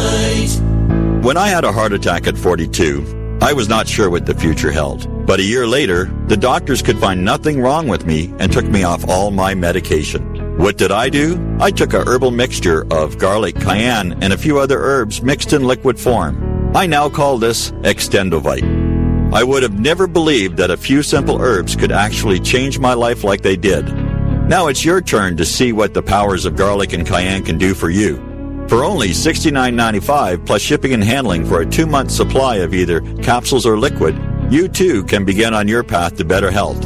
For more information, call 1-877-928-8822. That's 1-877-928-8822. Or visit our website at heartdrop.com. Extend your life with Extendovite. I've owned my company for 14 years now, and I can tell you that payroll is a 4-letter word. I hate doing it. It eats up hours I don't have, and it costs me money I could be saving. But my accountant's too expensive, and I'm not sure who to call, but I know I need help. We're Paychex, and we take all the hassles out of small business payroll. We save you time and money. It's easy. Call, fax, or give us your payroll information securely online, and we take care of the rest. We calculate the correct taxes, manage payments and direct deposits. We even send out your checks. Payroll doesn't need to be a 4-letter word anymore. We're so sure that we can save you time and money that we'll give you a month's payroll free. Just for calling 877-663-3830. Get 1 month's payroll for free. Call Paychex right now. 877-663-3830. That's 877-663-3830. Hey, I don't back anybody unless I believe in them. And I do believe in the value of investing in gold and silver. And the company I trust to buy my gold and silver from is Swiss America. I've been working with them for nearly a decade. I trust them, and you can too. Swiss America will help you sort through and find the best options available when you're considering investing in gold and silver coins. Listen, for over 30 years, Swiss America has been offering Americans what they want in their investments: safety, liquidity, quality, reliability, and a potential profit. Gold and silver have a place in every investor's portfolio. So, why not let Swiss America help you diversify your investment portfolio now? Call now for free information. 800-978-3907, 800-978-3907, 800-978-3907, 800-978-3907. Individuals and businesses with tax problems, listen carefully. Do you feel like you're losing control of your finances? If you owe over $10,000 in back taxes or have unfiled tax returns, we can help you take back control. The IRS is the largest and most aggressive collection agency in the world, and they can seize your bank accounts, garnish your paycheck, close your business, and file criminal charges. Take control of your tax problem now by calling the experts at U.S. Tax Shield and take advantage of the Fresh Start program and new laws that may allow us to negotiate a settlement for the lowest amount possible. Our team of tax attorneys and enrolled agents can stop collections and get you protected so you can take control of your financial future. U.S. Tax Shield offers a price protection guaranteed quote to get you protected today. U.S. Tax Shield is A+ rated with the Better Business Bureau, so call now. 800-380-2906. That's 800-380-2906. U.S. Tax Shield. 800-380-2906. Now back to the Conservative Syndicate, real conservative talk from real conservatives.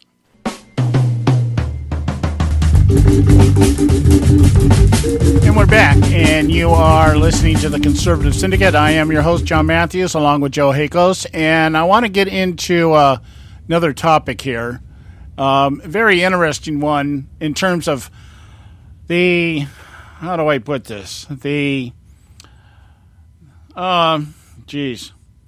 The repercussions of the election, the outlay, the overflow, the paradigm shifts, all the things that happened in this election cycle. Certainly, in my lifetime, one of the most unusual cycles that we've gone through.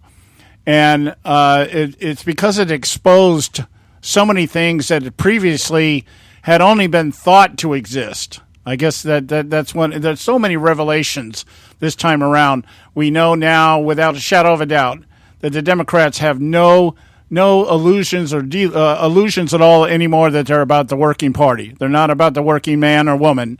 They are about socializing, democratic socialism. Bernie Sanders brought that to the forefront. And if you don't think that that was the case, then you have to pay particular attention to how many planks in Hillary Clinton's platform changed after Bernie Sanders made his mark in the campaign. This woman, somebody should buy, this woman should have a collector's edition of flip-flops. She just changed almost overnight from an established, at least the perception, not changed, but tried to give the perception that she was now a progressive that likes to get things done. Yes, as she said, and she wants to be your champion. That's right. So we went from somebody who was trying to play the Obama, I'm really a pragmatic, populist kind of guy, to no, democratic socialism is in, but Bernie Sanders is not the guy to head it up. Okay, that kind of thing. And we know that Barack Obama is at best a democratic socialist. I think he's more of a Marxist. But the point being, that was exposed. The Democrat Party is just as elitist as they claim the Republican Party is. Now, on the Republican side, we saw and revealed that the establishment really had their clock, cleaned. Well, what we saw with the establishment is they were willing to lose an election just to keep their own seats of power. Right. Among that, we saw exposed Mitt Romney, not the clean-cut, charismatic, or, well, not charismatic, but the clean-cut man of respect and honor that everybody said he was. It turns out that he was a frightfully active pro-establishment operative. Jeb Bush, we knew that. We didn't have to worry about Jeb Bush. Lindsey Graham, we know this guy's an idiot. All that other stuff. But there were some other things that were revealed there about people that normally had a different, at least in the public eye, a different perception of what kind of people they were. And all that was torn away and exposed. And as Joe said, the establishment was totally put on display. Their willingness to sacrifice the country to protect their own personal interests. Yep. And that, these kind of things really rock the boat. Now, here we are sitting here post-election, and some of those what's the word I'm thinking of? Seismic cracks in the facade of the Republican Party. Both parties were shown to be exactly who they are. I mean, the mask was ripped off of both parties. Yeah, definitely. And the underbelly that you saw, the exposed underbelly of both parties was there to see, and it wasn't a pretty sight. No, it wasn't, and it still isn't a pretty sight. And I think I'm kind of looking at this through my own little personal prism at this point, because one of the things that really, really, I'm going to say, hurt me personally during this election cycle were the number of colleagues and people that I know that have known for a number of years and are no longer colleagues, no longer friends. I mean, I lost a lot of friends because of the fact that the idea that when I realized what was going on, and I said, okay, Trump's not my guy, but I see where this is going, and you see how the momentum was building, and you could see that he was doing something that actually duplicating what Barack Obama did in 2008, but just going in a different direction with it. And, creating a momentum, creating a movement, and that got people up off the couch and got them out there to vote and put a man in office that, if he stays true to his word, can really make some major changes in the way our system is working from the way it's working right now. And in line with that, we also now know that some of the more respected publications out there that were usually held up as the mark of what conservatism is all about, that melted away also. Publications like the Weekly Standard, the National Review, these publications they exposed who they really are. They are elitist lapdogs in the same way the New York Times is elitist lapdog for the Democrat Party. And all this was exposed. I'm still trying to process it all. I may not, do it before. I may not process this all for another year or so. Okay, but the point is it's there. And so I'm sitting here thinking, when you look at some of these institutions out there, some of the ones that the Republican Party hold up, the news outlets like Fox News and stuff, they hold these people up to a very high regard as being authoritative on the ideology of conservatism. I mean, one of the greatest revelations, or I'm not going to say greatest, but one of the, I think, most profound revelations that I saw during this election cycle were people like George Will being exposed for what he is. Here, this guy is, he was the personification. There were a lot of people that put him in the same category with William Buckley. Yeah, exactly. The crowd hammers of the world. Yeah, and this guy turned out to be nothing more than John McCain. And John McCain turned out to be even worse than we thought he was. Lindsey Graham, of course, is the idiot that he is. But it was so much of it exposed. And now what we're seeing now is the reposturing to some degree of what's in the Republican Party. I'm not talking about the Democrats right now because who knows where they're going to go.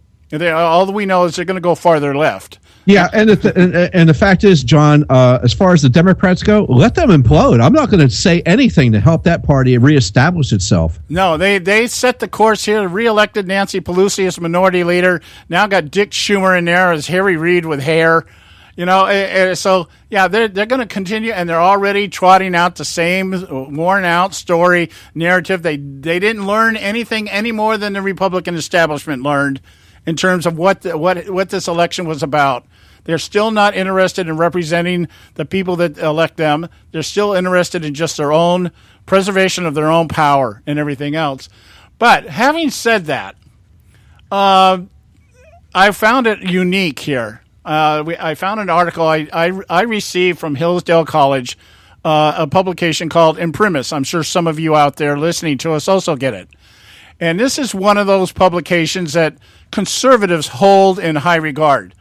I've always had my own little personal doubts about it when I found out that some of the people that speak at Hillsdale College and even the Heritage Foundation are members of the CFR, the Council of Foreign Relations. So I'm a little dubious. I don't take what they say anymore verbatim. I just don't, okay, yeah, this is the gospel according to Hillsdale or Heritage Foundation, and so it's written in stone, and we can apply and we can condone and approve of everything that they're saying here, because I found some things that when I actually read them that I think, no, I don't agree with this, and I find out the person's a member of the CFR or something like that. I'm like, okay, globalists. We have globalists in these organizations that are held by many conservatives. We know that many conservatives aren't really conservatives. Maybe in spirit they are, but in application and understanding and wisdom, they don't have a clue what conservatism is about. They're called Republicans. They're called operatives, okay? They don't know. They tote this word around. The media totes it around. They plug it wherever they need it. John McCain's a conservative when he needs to be. He's a moderate when he needs to be. And he's a Democrat when he needs to be. According to what the media is trying to do, or whatever the narrative they're trying to push. Anyway. The one I like, John McCain's a maverick. Yeah, a maverick, yeah. And Lindsey Graham is a rogue, that kind of stuff.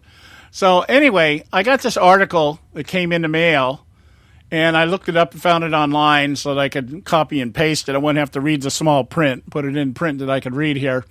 A More American Conservatism, and this is written by the president of Hillsdale College last month, Larry P. Arnn.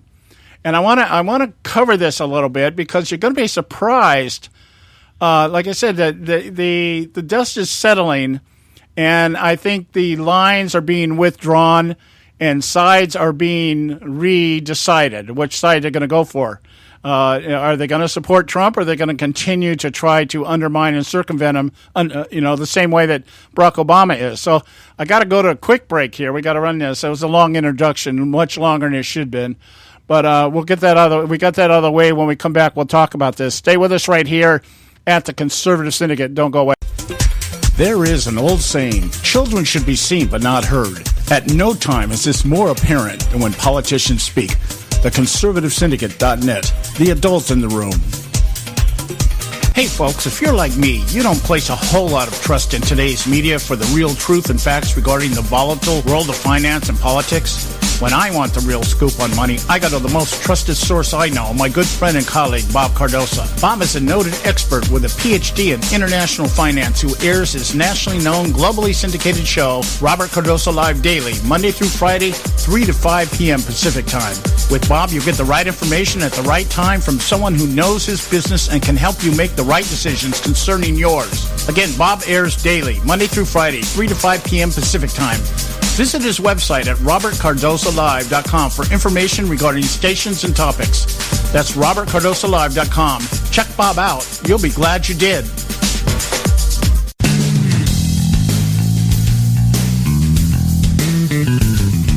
History affirms a vibrant civil society thrives on freedom of conscience, religion, and choice. Any society absent these qualities stifles individual responsibility and accountability, thus enslaving its people by denying them their potential for goodness, creativity, and altruism. To that extent, oppression, coercion, and totalitarianism are multiplied exponentially. To counter such outcomes, the American Freedom Alliance was formed.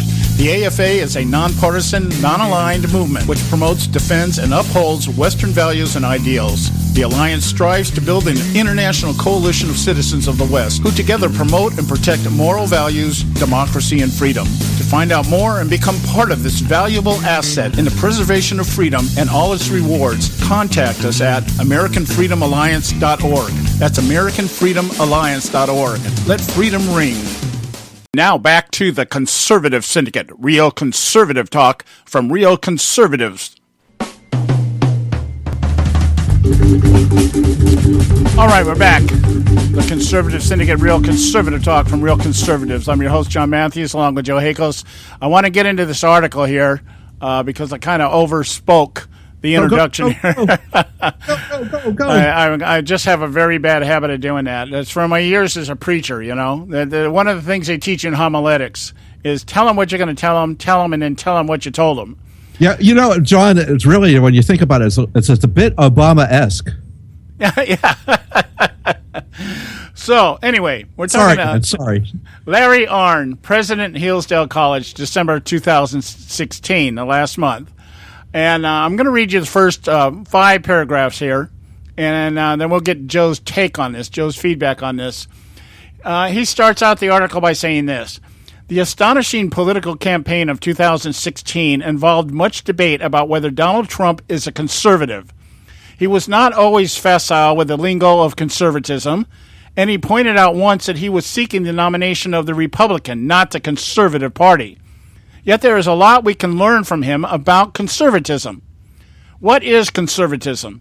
It is a derivative term. It refers to something outside itself. We cannot conserve the present or the future. And the past being full of contradiction, we cannot conserve it entirely. In the past, one finds heroism and villainy, justice and injustice, freedom and slavery. Things in the past are like things in the present. They must be judged. Conservative people know this if they have any sense. What then makes them conservative? It is the additional knowledge that things that have had a good reputation for a long time are more trustworthy than new things. This is especially true of original things. The very term principle refers to something that comes first. To change the principle of a thing is to change it into something else. Without the principle, the thing is lost. If American conservatism means anything, then, it means the things found at the beginning of America when it became a nation. The classics teach us that forming of political bonds is natural to people, written in their nature, stemming from the divine gift they have of speech and reason. This means, in turn, that the Declaration of Independence, where the final causes of our nation are stated, and the Constitution of the United States, where the form of government is established, are the original things. These documents were written by people who were friends and who understood the documents to pursue the same ends. Taken together, they are the longest surviving things of their kind, and under their domain, our country spread across the continent and became the strongest nation on earth, the bastion of freedom. These documents do not appeal to all conservatives, but I argue that they should, both for their age and for their worthiness. It follows then, here's the punchline, it follows then that if Donald Trump helps to conserve these things, he is a conservative in the sense that matters most to the republic of the Americans. Will he? Now, what this guy is alluding to is the fact that Donald Trump certainly never expressed himself to be a conservative. He has a long history of anti-conservatism. If we go back and trace his history, he was pretty much a lifelong Democrat, I guess because Democrats are easier to pay off than Republicans. But what this man is saying, what Mr. Arnn is saying is, in the truest sense of the word conservatism, which literally means status quo, I like to interpret it this way: don't fix what's ain't broken. Okay? And so what he's alluding to here is conservatism is the ability to reason that when something is working, you don't mess with it. And you keep it in its original intent and purpose. And in that regard, here's a man, a president of Hillsdale College, right? A conservative bastion in the eyes of many who claim the mantle of conservatism.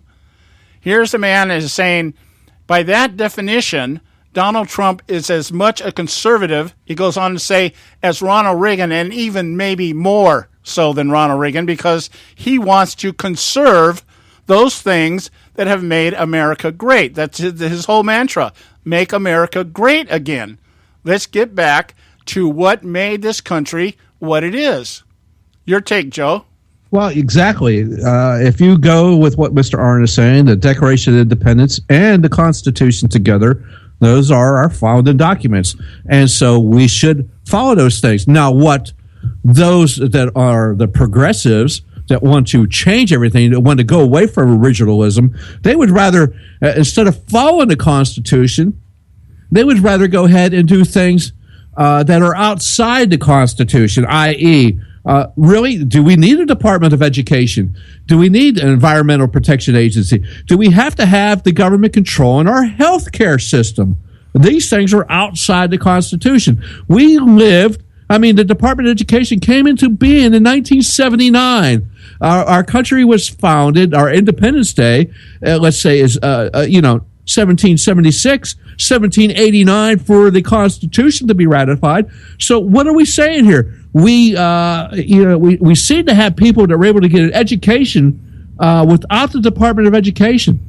We seem to be able to, until 2009, people were able to have some system of be able to obtain some kind of health care without the government telling us what it was prior to those dates. So what Mr. Arnn is saying is very true, very correct. Now, Mr. Trump also was very politically incorrect when he would talk, and people would misconstrue that for any other thing. They would, if you did not agree with that, you're a racist, you're a bigot, you're a homophobe, you're a zomophobe, you're a xenophobe, you're this phobe, you're that phobe. You don't like anybody, you're misogynistic, everything. Oh, he talks about women, he did this, he did that. Oh, well, political correctness isn't always correct now, is it? And again, Mr. Arnn was dealing with those themes as well.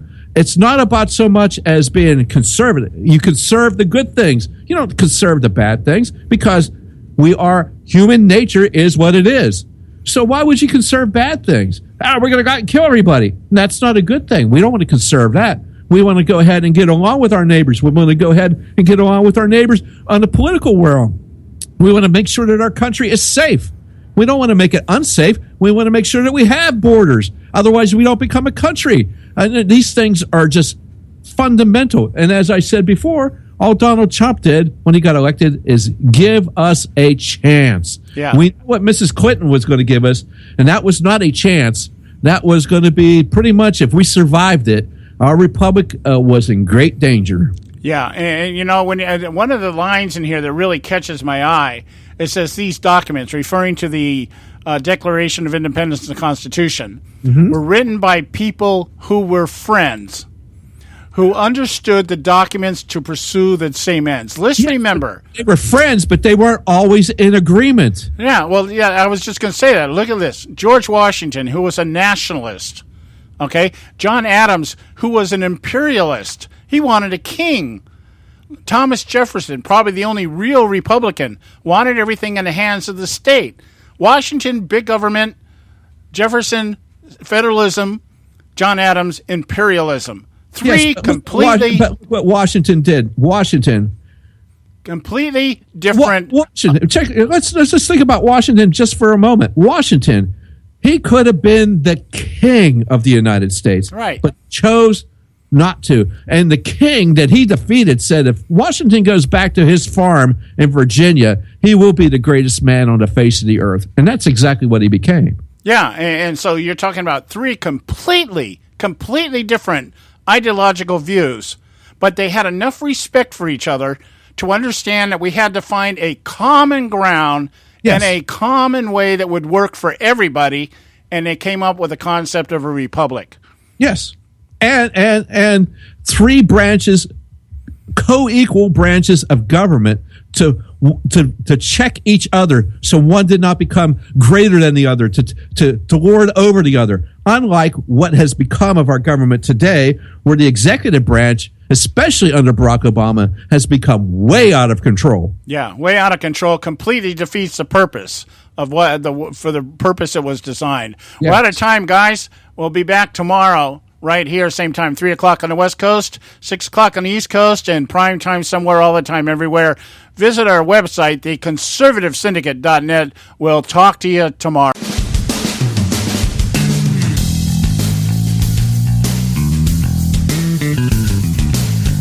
Thanks for tuning in to this edition of the Conservative Syndicate, the nationally acclaimed, globally syndicated, politically incorrect talk show that seeks to tear down the imaginary wall of separation between church and state. We want to make you aware you can find and access all our show archives at our website, theconservativesyndicate.net, as well as our broadcast stations and times. That's theconservativesyndicate.net. We so appreciate you taking the time to tune in, and we so look forward to continuing to bring you the best in uncompromised talk radio available on the net today. And remember, folks, it doesn't matter how many times you get knocked down in life. It only matters how many times you get up. I'm John Matthews, along with Joe Hako, signing off until next time right here at the Conservative Syndicate. God bless you, and may God continue to bless America.